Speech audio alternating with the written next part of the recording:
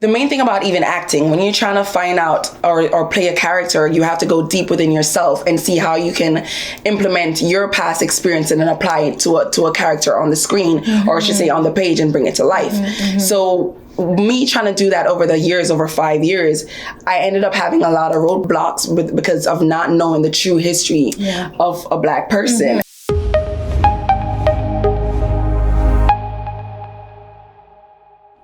Our guest today is a pro-Black Pan-Africanist. She's currently studying history and African studies. She has a past career in the entertainment industry as an actor, producer, director, writer, and model. Please help me welcome Leonica Douglas. Thanks for having me. Well, it's great to have you.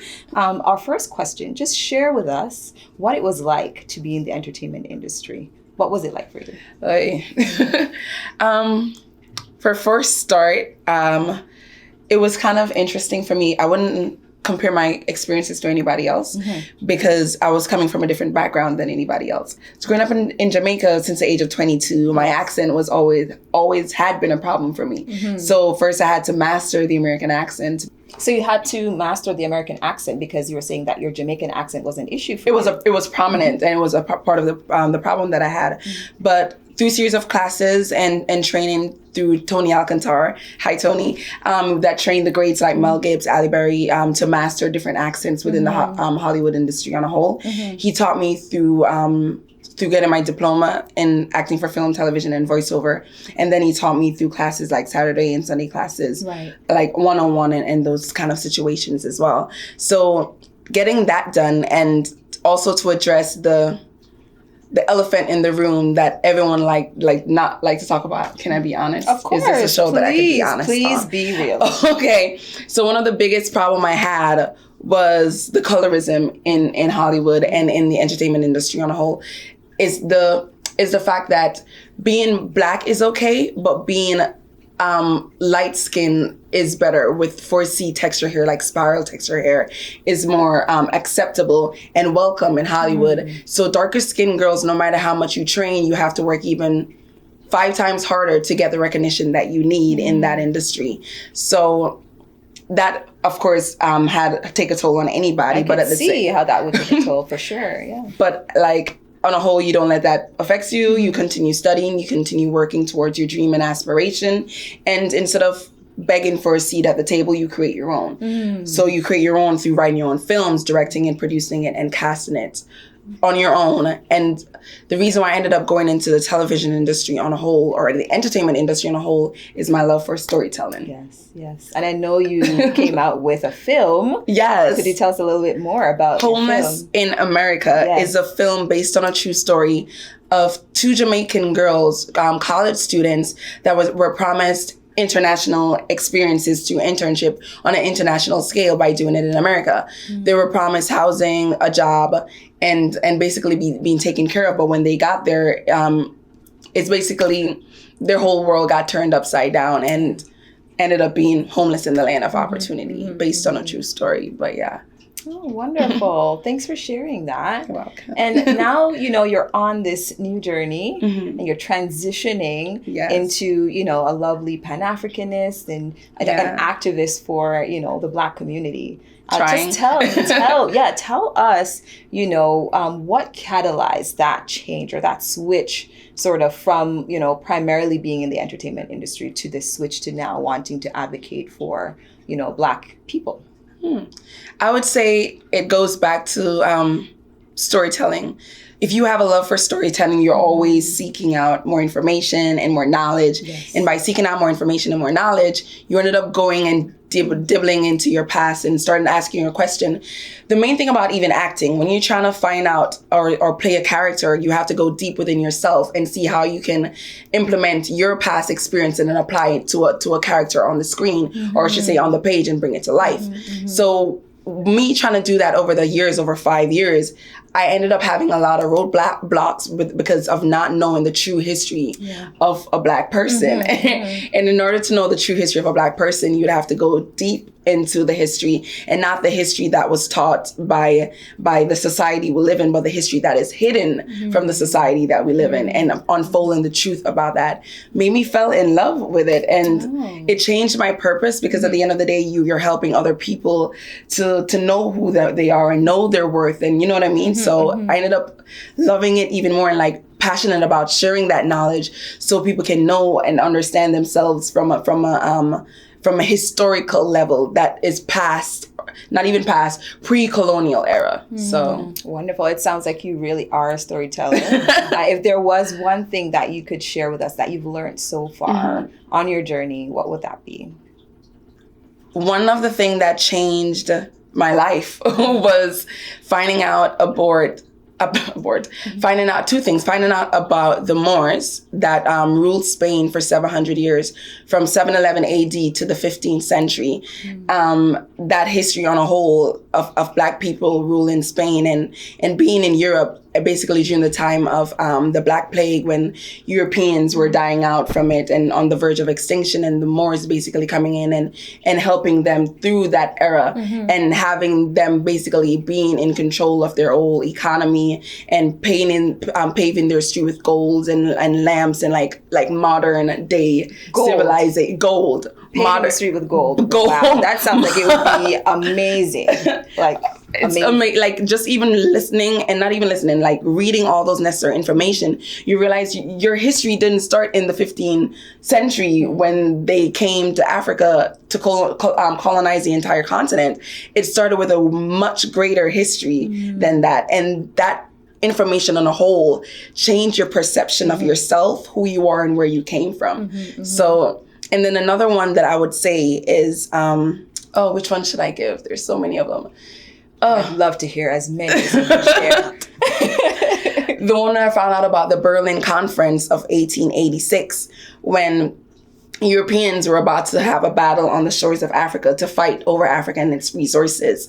And to prevent themselves from starting another world war fighting over the resources of Africa, they decided to create a conference, or gather a conference of different elite people from Europe to find a way how they can benefit from Africa in a way that will make it benefit for them and their children. Oh, okay, so for generations to come. So in the Berlin Conference of 1986, they divided Africa in tiny little pieces, which we know today as Ghana, Nigeria, Ethiopia, a little corner right there, when all of Ethiopia, all of Africa was Ethiopia. So they divided in these tiny little pieces that they can basically control with a push of a button, and they divided them based on resources. So like Ghana is known as the Gold Coast, like they're known for gold, so that division is basically based on what resources they can get from them. Congo in the middle is for coltan, where they get coltan and tins and stuff like that from it.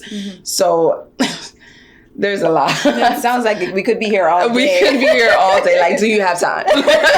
Well, thank you so much for sharing, what you've shared so far. It sounds like it's been an interesting transition for you. Maybe you could tell me a little bit more about maybe the emotional transition that you've gone through. Because I know it's pretty huge, to be in the spotlight as an actor, as an entertainer, right? Is that something that you're completely giving up?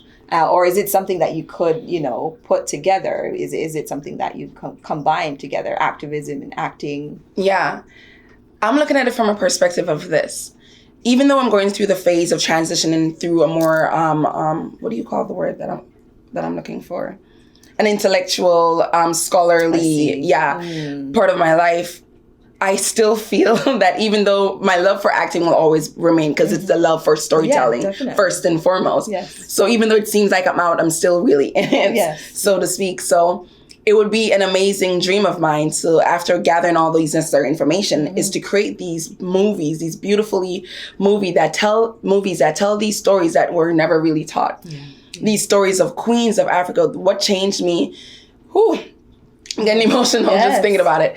What changed me and changed my life and how I deemed myself as a freaking human being, pardon my French, is knowing these stories of beautiful, amazingly powerful African queens that have paved the way for us that got little to no recognition. I'm talking about Queen Azenga that fought against the Portuguese for her people to make sure that themselves are free, and doing it strategically by fleeing in her country and telling her right arm to tell her people that she passed away and she died and was killed by the neighborhood enemy. And then the Portuguese coming in thinking that they ruled, and she used that time to train better army, train better men,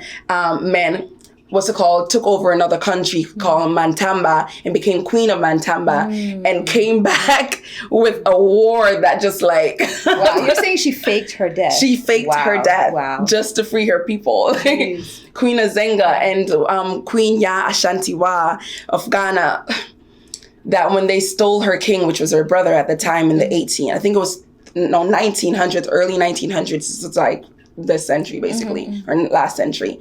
But yeah, when they stole her brother and took their gold stool, which is called the golden stool of the Ashanti tribe, and they stole chiefs from her village, all the men in the village got scared and say they're not going to ever do it. They're like, oh no, that they stole our king, like they're taking our people, like we're not even going to try to do it. And she's like, excuse me, where's all those leaders from our past that would do anything to stand up for their right to the Europeans that come to try to steal our lands and trying to take over? She's like, okay, since the men are being such I'm going to call on the women to take arm and to be trained in combat, to take back her throne, take back her stool, and to get her king back. So she ended up training the female.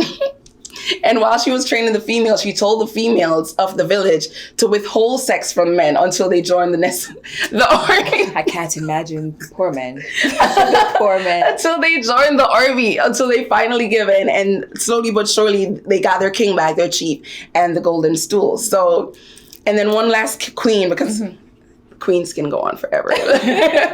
One last queen is Queen Candy / Queen Kandaki of, I think it was Egypt, Queen Kandaki of Egypt, if I'm not wrong, that went up against Alexander the Great and had him fleeing because it was the first time in history has ever seen.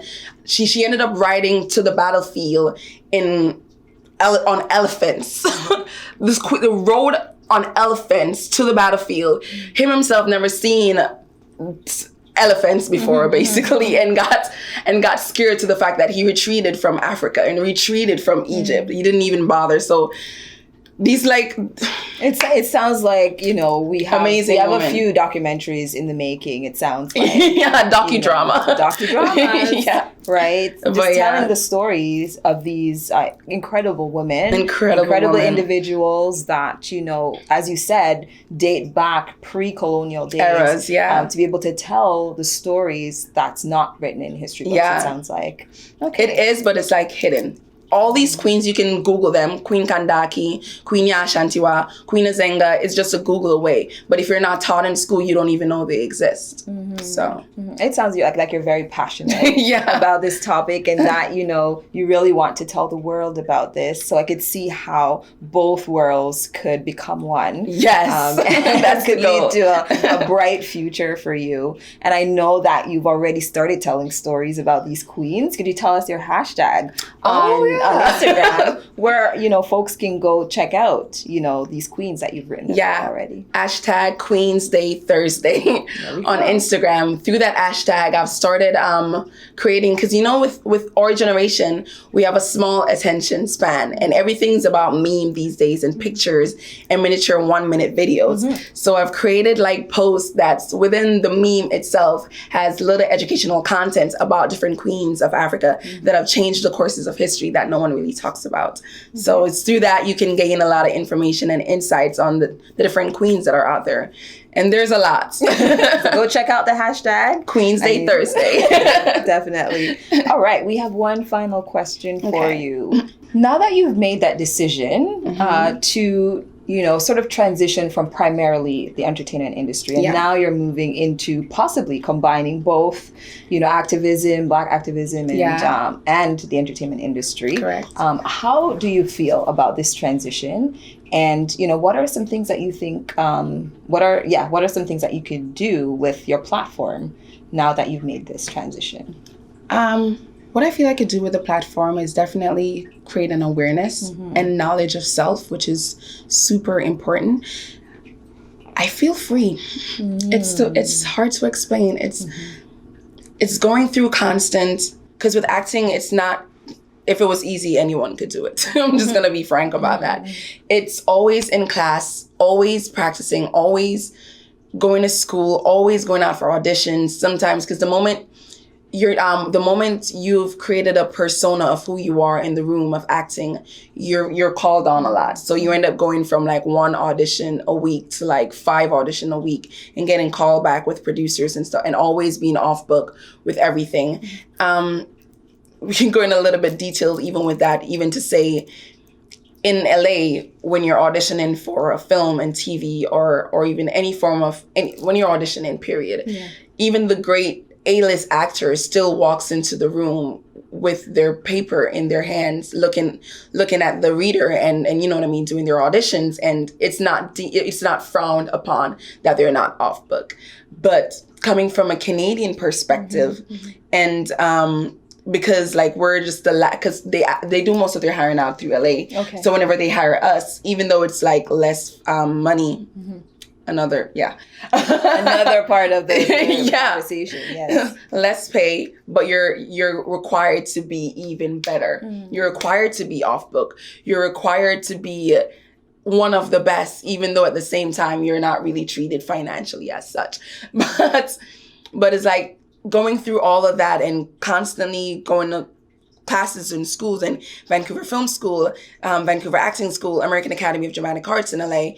And just like finally just like releasing and stepping back, finding time for yourself, finding time to know who you are and where you truly came from, and not trying to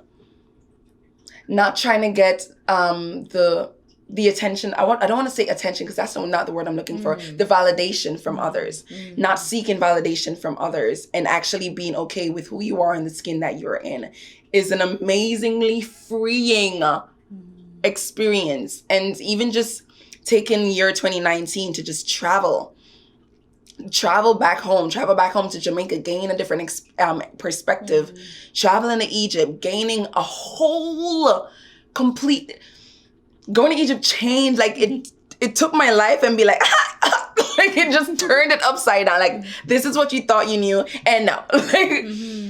It sounds like a brighter perspective. It is a new perspective that you got on life, having traveled to Egypt. With me, she already know, I'm a very talkative person. Like, I'm very, articulate, and I like to articulate my thoughts. Yes. But going to Egypt, I was speechless for more than... I can't imagine it, guys. I cannot. She's terrible.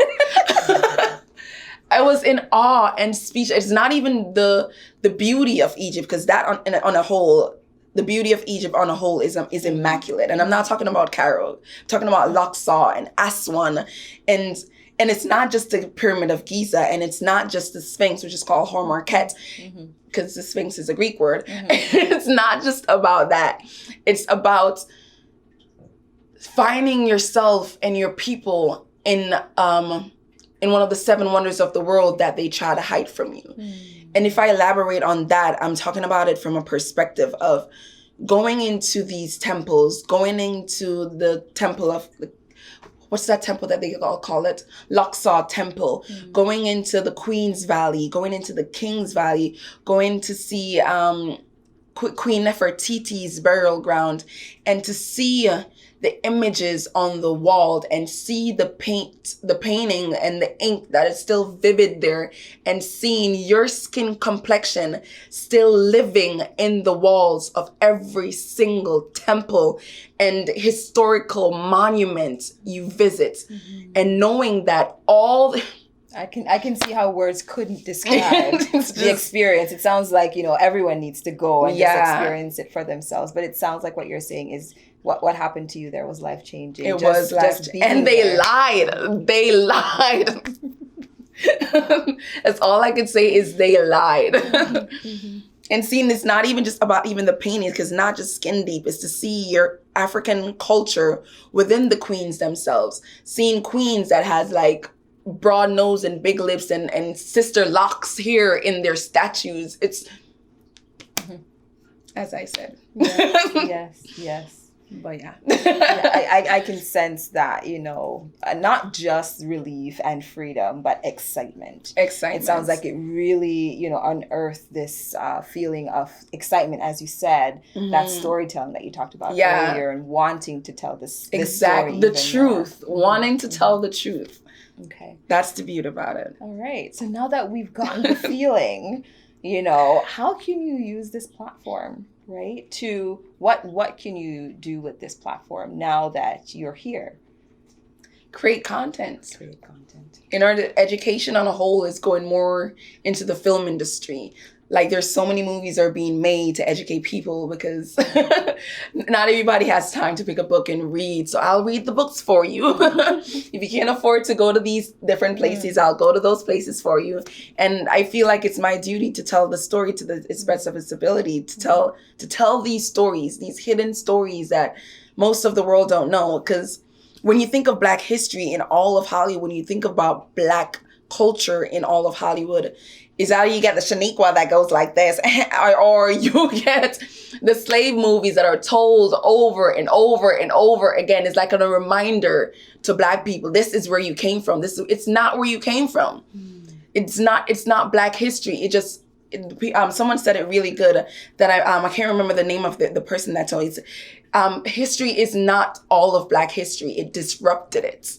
And slavery. Yes, slavery. Sorry. Slavery is not Black history. Not just Black. It's not all of Black history. It just disrupted it.